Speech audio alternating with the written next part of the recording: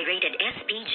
Striktong patnubay at gabay ng magulang ang kailangan. Maaaring may masiselang tema, lengguwahe, karahasan, sexual, horror o droga na hindi angkop sa mga...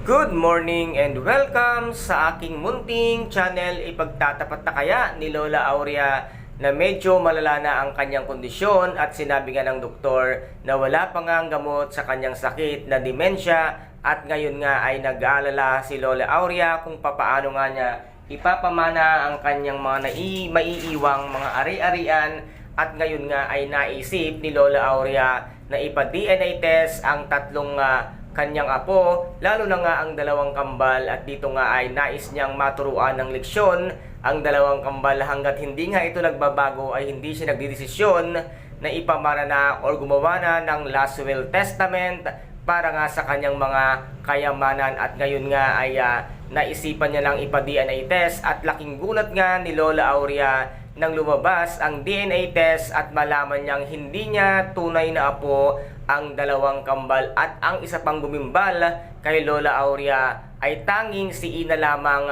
ang kanyang nagmatch sa DNA test kung kaya't ngayon ay nagdesisyon na itong si Lola Aurea na ito lamang si Ina ang magiging tagapagmana ng kanyang lahat-lahat ng ari-arian lalong-lalo na ang company ng De La Costa at ngayon nga ay buo na sa kanyang isipan at sa loob niya na si Ina ang siyang magiging tagapagmana at alam niya na ang kanyang maiiwang kumpanya ay nasa mabuting tao at mabuti ang puso. At ano kaya ngayon ang gagawin ng dalawang kambal?